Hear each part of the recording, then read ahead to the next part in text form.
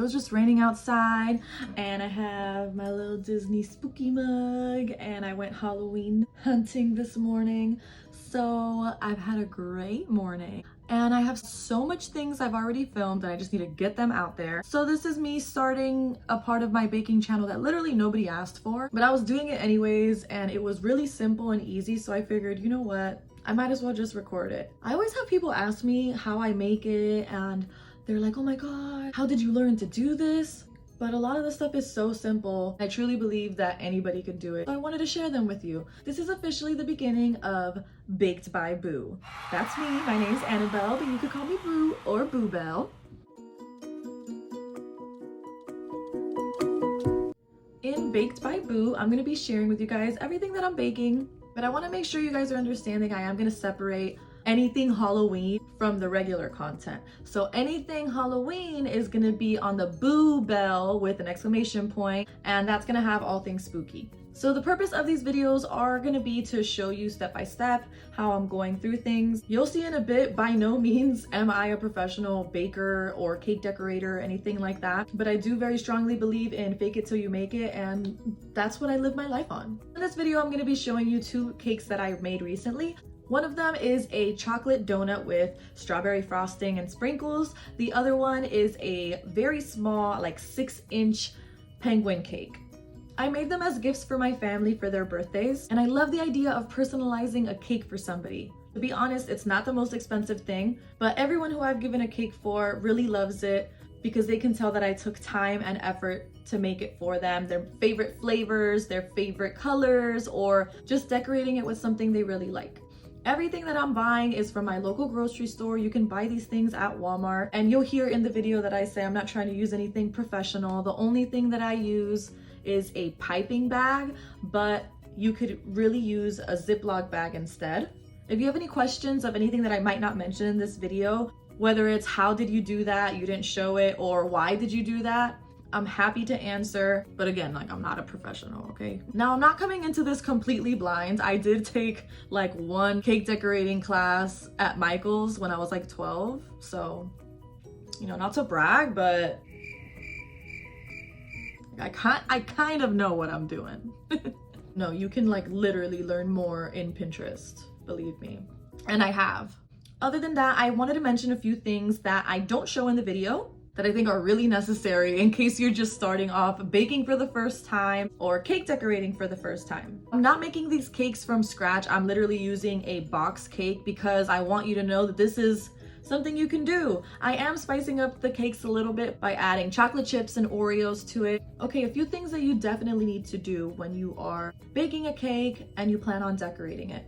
First, make sure that you are always greasing your pans. Always grease your pan. Make sure that while the cake is baking, you're continuously checking on it, whether that's with a toothpick or a fork. All you have to do is dip it into the center of the cake, and if it comes out gooey or still wet, then clearly your cake is not done. I usually put the time range that they give me in the box right in the middle, and that's the first time that I check on the cake. If I see that the sides or the tops are starting to brown, then I know the cake is almost done, so I'll check on it more frequently. Be careful though when the top is becoming brown because you don't want it to overbake. I take my pans out of the oven when my cake is done. I let them sit just long enough to where I can pick them up, and the pans might still be a little warm, so be careful, but you don't want the pan to cool all the way down, because if you let your cake sit in the pan, a lot of times it will stick although you have greased your pans down. Make sure you do that carefully because remember, the cake is still warm, so that means it can tear easily. So whether you grab a plate and put it right on top, flip them at the same time, or flip it onto one of those gridded drying racks or a baking pan. Just don't wait too long. If you're stacking cakes on top of each other, then you might have to level off the tops. So that means when you bake your cake, it has a rounded top. You could just use a bread knife to cut off that rounded top so that you have a flat layer to work with. Oh, so for the donut cake, I did use a red silicone number 0 cake pan that I got on Amazon. I'll recommend that you put it on top of a baking pan. I did use food coloring for one thing, and you can also buy that at your local grocery store. You don't need to go to Michael's or some type of baking store to get something like that. What is a baking store? Are there baking stores? I don't know. With all that being said, I don't think I have any more tips that I didn't mention in the video. I can tell you that the next video that I have coming up was a lot harder and probably still wasn't even on a professional level, where I work with fondant and gum paste for the first time, but we'll get to that next week. All right, let me just go right into showing you how I made these cakes. I want to show you the finished results before I show you step by step how we got there. So this is a donut cake in the shape of the number 0. And then we have a 6-inch small cake that looks like a penguin. All these ingredients that I'm using, you can find at your local grocery store. The cake also needs 3 eggs, vegetable oil, and water that I'm not showing, but it is box cake, so you don't have to make it from scratch. The whole point, again, is to show you that you can do this yourself as well. I'm adding chocolate chip to the red velvet and Oreo to the funfetti. After I followed the instructions on the box, I put them in the cake pans. I'm trying to zoom in so you can see the chocolate chips in the red velvet and the Oreos in the funfetti. This is after I baked them. I frosted them very messily. The funfetti has chocolate frosting and the red velvet has cream cheese frosting. You don't need it to be perfect. People are going to be impressed regardless, I promise. This is me just spinning them. I did let them sit overnight before I decorated the next morning.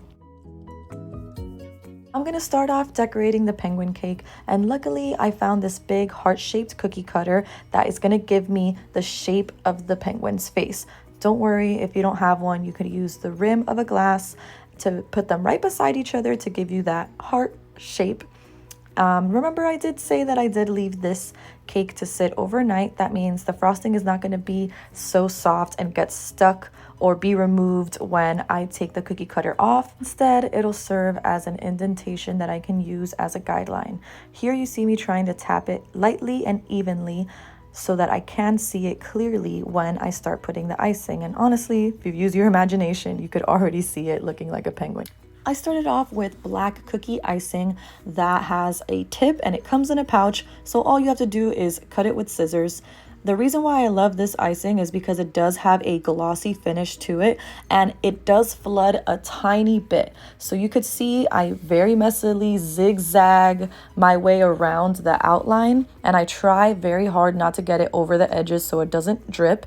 And then I push the icing around to fill in the empty spaces with a toothpick. I started with the black icing because I figured if I got any of that on the inside of that heart outline, I could just cover it with the white icing after, and then that white icing can even overlap some of the black edges to give me the perfect shape that I want. And here's how it looked when I just finished the black.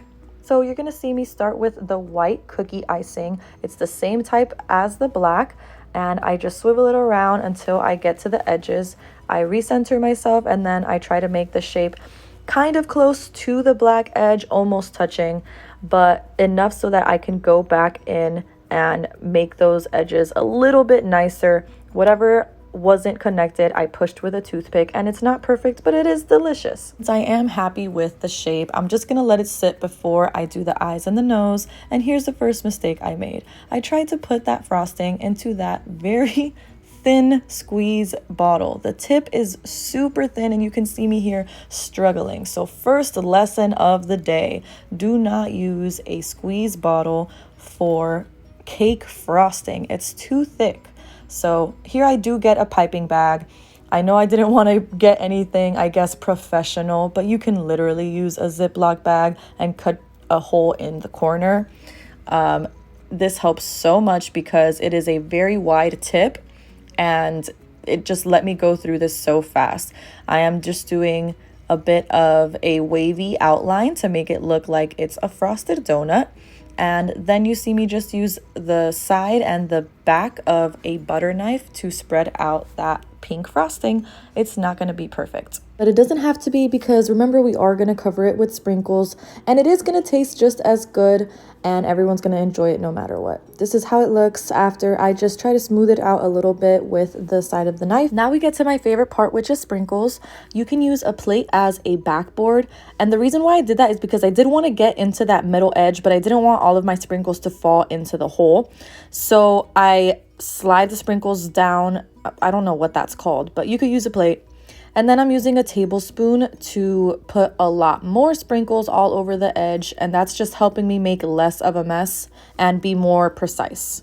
And here's the finished product. You could see I did make a little bit of a mess, but it's not that bad. I then started a few finishing touches with my penguin. I lightly pressed a toothpick into the white cookie icing to place where I wanted the eyes and the beak. I tried my best to start with small ovals for the eyes and then made them bigger and bigger. And once they were kind of even, I stopped just so that they wouldn't get any worse. I did dye some of the white cookie icing with food coloring, just yellow. And I went for a rounded triangle shape for the beak. It spreads a little bit, so this is how it looks. Then just to add a little bit more character to the eyes, I wanted to add 2 small white dots. I used a toothpick and put the icing on the toothpick and then dropped it on there. I did make a little bit of a mess and I went back and corrected it with some more black icing. But basically, it just makes the eyes look a little glossy and just a little cuter. Unfortunately, I didn't have a cake holder or any way to travel with this cake safely, so I did have a big Tupperware that it fit into, so I wanted to leave it as a tip. If you have big Tupperware that'll fit your cake, put the lid upside down and use that Tupperware as your cake holder. And anyways, here is the finished product. That's the finished donut cake and my penguin cake. I hope you guys enjoyed. Bye! So be honest, what did you think? I hope that it was a lot easier than what you thought it was. I hope that you feel like you can make this at home because, like I said, it's not meant to be perfect. It's supposed to be for beginners. It is very easy and it's all stuff that you might even already have in your kitchen cabinet or you could find at your local Walmart. Please feel free to comment down and tell me either other cakes that you'd like to see me try, if you're gonna try it. If you have any recommendations, I love to try new things. If you're scared to try something, let me know. Maybe I could try it for the both of us. I could just let you know how it goes and maybe just give you some advice. If you like the baking content, press that thumbs up to give this video a like. If you want to follow along to see any upcoming baking videos or for all of my Halloween videos that I have coming up, press that red subscribe button. If you want to be notified when I post new videos, you can press the bell. You can follow me on Instagram if you'd like to see more real-time updates of what I have going on that are also going to be sneak peeks for upcoming videos. Well, that's all I have for you today. Thank you so much for watching. I'm so glad you're here and I hope you're here to stay. I'll see you on the next one. Bye!